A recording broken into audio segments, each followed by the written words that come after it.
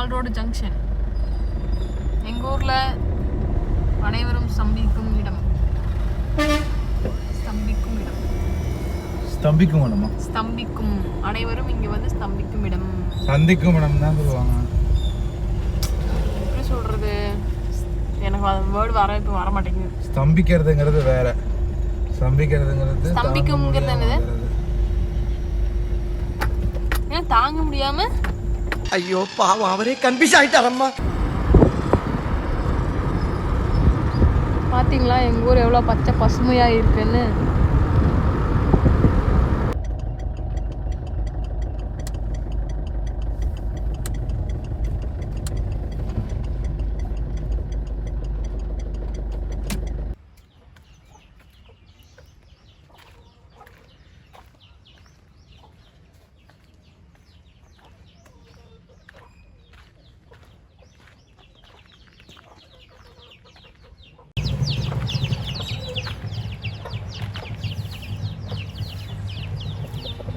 Hey guys, welcome to travel element family.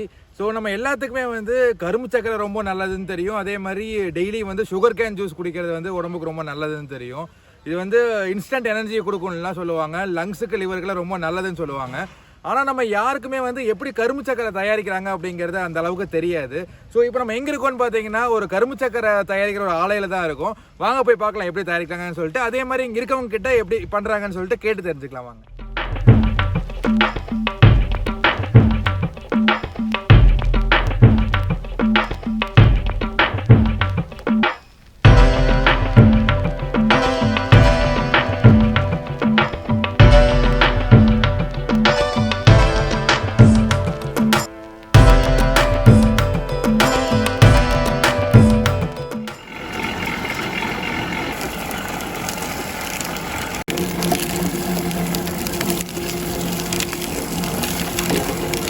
கரும்பு வந்து நமக்கு இந்த கிரசர் கொடுக்குறோங்க, அது ஜூஸாக பொழிஞ்சு இந்த ட்ரம்மில் விழுதுங்க. இது விழுந்து நேரம் அந்த டியூப் போய் அந்த பம்ப் மூலியமாக அங்கே அந்த பெரிய பேரலுக்கு போயிருதுங்க. ஓகேண்ணா. அது வந்து கிட்டத்தட்ட அது ஃபுல்லாக இருக்க ஒரு 1.5 மணி நேரம் ஆகுங்க. சரிண்ணா.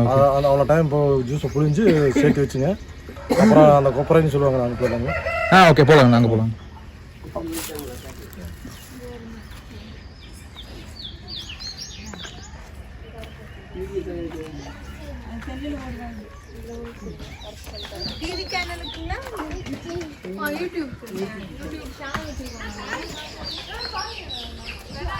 அந்த கரும்பு ஜூஸ் வந்துங்க அந்த பேரல் வந்து விழுதுங்க.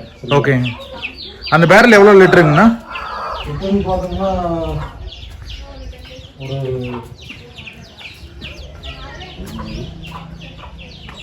800 லிட்டர் வருங்க. 800 லிட்டருங்க. ஓகேண்ணா. இந்த பேரல் வந்து அந்த டியூப் மூலமாக இங்கே வந்து இது விழுகுதுங்க. ஓகேண்ணா. அவன் இது ஃபுல்லான வர ஒரு அளவு இருக்குதுங்க. இந்த ஃபுல்லான அளவுக்கு வந்த முன்னாடிங்க. சரி. அப்படியே வந்து இந்த பேர் கொப்பரைங்க. இது பேர் கொப்பரை. ஓகே. அதாவது நாதத்தேடில் போட்ட கொப்பரைங்க. சரி. அதில் நம்ம அந்த இது வழியாக அந்த பைப்பை மாட்டிங்க. சரி. இதை மாட்டி நம்ம ஓப்பன் பண்ணி விட்டுருந்துங்க. சரிங்களா? ஓப்பன் பண்ணி விட்டுருங்க. அப்புறம் இது ஃபுல்லாக படி வர அடைச்சிட்டுங்க. அப்புறம் அங்கே வந்து நம்ம வீட்டில் தீ அடிக்க மாதிரி ஹீட் பண்ணணுங்க. ஓகே. ஹீட் பண்ணி ஹீட் ஆகிறாங்க அந்த டஸ்ட்டெல்லாம் வருங்க. அது அந்த போலத்தை தட்டை வச்சுங்க, வச்சு எடுத்து ஊற்றுங்க. ஊற்றிடுவோங்க. ஊற்றி அப்புறம் ஒரு 1.5 மணி நேரம் 2 மணி நேரம் வேகுங்க, ஹீட் ஆகுங்க.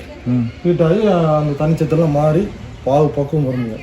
அப்போ அந்த பாவத்துக்கு நம்ம எடுத்து இதில் ஊற்றணும், தொட்டி ஊற்றணுங்க. ஓகே. அது முதல்ல எல்லாம் தூக்கி ஊற்றிட்டு இருந்தோங்க. சரி சரி. இப்போ இந்த கேட் வேலை ஓப்பன் பண்ணால் இங்கே வந்துடுங்க. ஓகே. அப்போ இதை நம்ம இந்த பாவத்து கட்டையை போட்டுங்க, நல்லா ஆற்றி அந்த சூடை கொஞ்சம் ஹீட்டை குறைச்சி ஒரு குறிப்பிட்ட டைம் வரும்போது நம்ம கை தொற அளவு சூடு இருக்குங்க. அந்த டயத்தில் அப்படியே ஒரு நூலே பிடிச்சி போட்டுருங்க.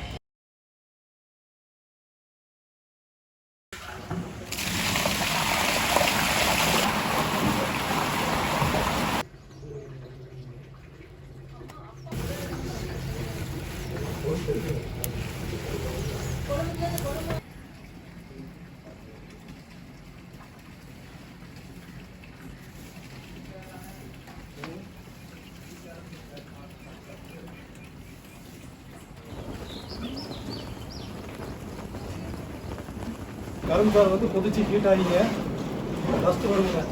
அதை வச்சு டஸ்ட்டை க்ளீன் பண்ணுறோம். சரிங்களா?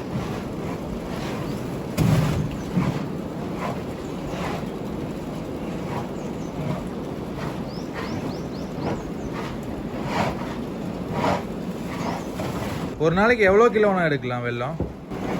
அதான் நம்ம உழைக்கிற போது அதாவது எப்படி கேட்டிங்கன்னா காலையில் 3 மணிக்கு அதிகாலையில் ஸ்டார்ட் பண்ணுவாங்க.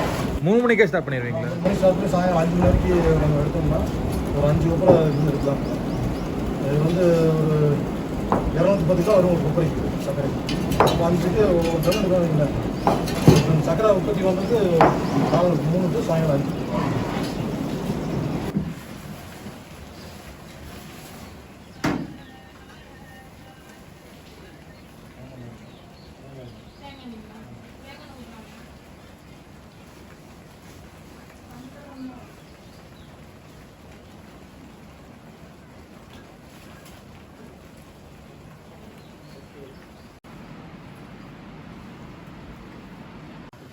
இது இந்த அளவுக்கு பொங்கணுங்களா?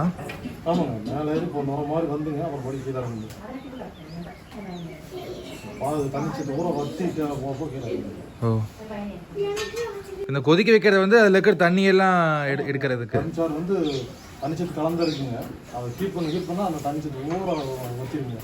அப்புறம் தான் கடைசி பால் வருங்க. 10% இருக்குங்க. அதாவது ஒரு டன் கரும்பு நம்ம ஜூஸாக புரிஞ்சோம்னா 100 கிலோ. ஒரு டன்னுக்கு 100 கிலோ. ஆமாம், கரும்பு நம்ம புரிஞ்சோம்னா நல்லா விளைஞ்ச கரும்பு. அது கரும்பு ரகம் இருக்குங்க. அந்த 10 மாதம் 11 மாதம் ஆன கரும்பு நல்ல விளைச்சலாக இருக்குங்க. சில தண்ணி வசதி இல்லைனாலும் 8 மாதம் 3 மாதம் விட்டுவாங்க. அதையெல்லாம் வந்து அவுட்டுன்னு வராது. ஆனால் வெள்ளத்துக்கும் நாட்டு சர்க்கரைக்கும் என்ன வித்தியாசம்? எப்படி வந்து பிரிப்பாங்க அதையே?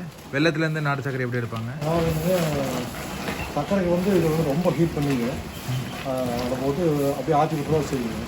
உருண்டை வந்து அளவான ஹீட்டை வச்சு நம்ம கையில் ஹீட் பண்ணுவாங்க. நார்மலாக ஹீட் வச்சு ஆற்றி விட்டு ஆற வச்சு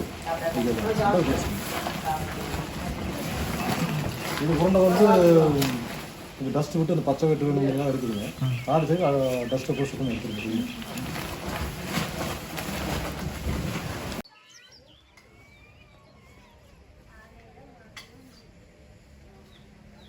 ஒரு 5 நிமிஷத்தில் வந்து ரெடி ஆகிடுங்க. 5 நிமிஷம் கழிச்சு இந்த ஷட்டரை வந்து திறந்துடுவீங்க.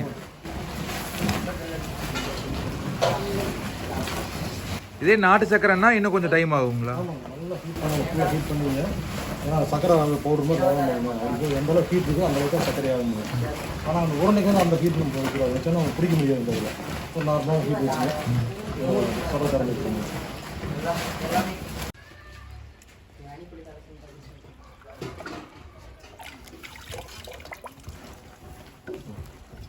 இந்த இதுதான் பதம் பார்க்குறதுங்க. இந்த மாதிரி கட்டி ஆயிடுச்சுன்னா உருண்டை தயாராகிடுச்சுன்னு அர்த்தம்.